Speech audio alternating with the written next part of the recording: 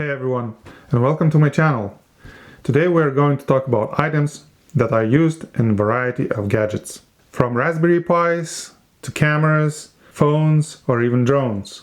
Yes, they are SD cards. And I made a quite stupid move and I bought it from Temu shop. So let's see if they are any good. To test those SD cards, we will need a couple of things. Some kind of computer and a couple of apps. In this case, I will use MacBook Pro M1.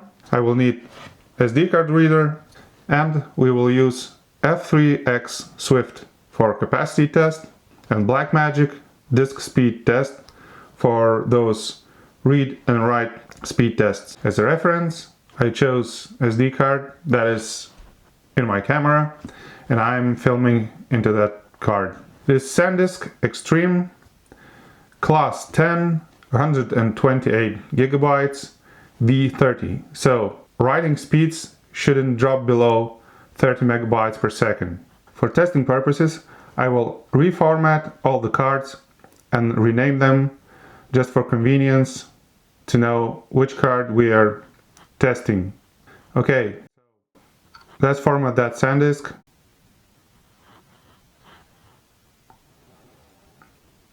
Rename it to something convenient, and let's begin speed test.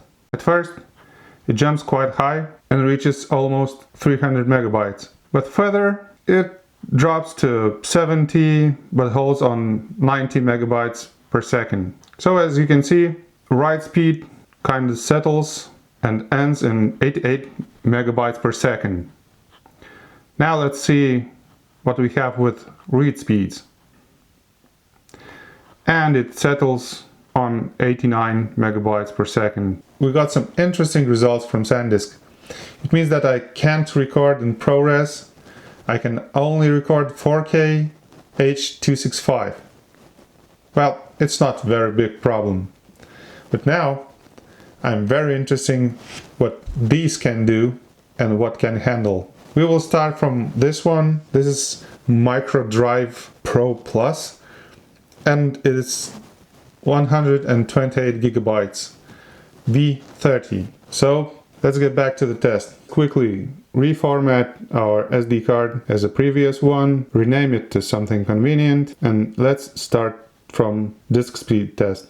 And as a SanDisk, it jumps quite a bit, but then it drops drastically. And I think sometimes it hits some kind of bottleneck or something, because it's kind of freezes a bit. And now it's settled down around 60 megabytes per second. So it's not even close to SanDisk.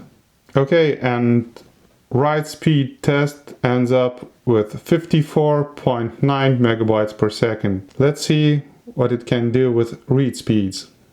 And the read speed, there's no surprise, but it's the same as SanDisk. What about capacity? Is it true capacity or not? And this F3 test shows that this cheap card, it has its full capacity that is declared. I'm very surprised. Now let's see what those Kodak cards can do. Okay, we will start from 128 gigabytes card V30. Oh, okay. It already shows as a Kodak. But for testing purposes, we will reformat that card and rename it. Okay, let's choose this card as a target and start test. Nothing new, jumps very high and then drops.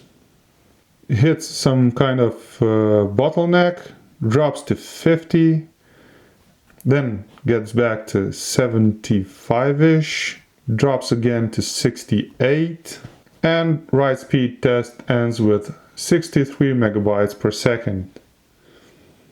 And with the read speeds, no surprises there, 89. And from speed test, I can see that it performs very similar to Microdrive, and I think it can be the same cards, only different colors. Now, let's quickly check what capacity it holds. Hey, and surprise, surprise! This card holds its full capacity too. Very nice.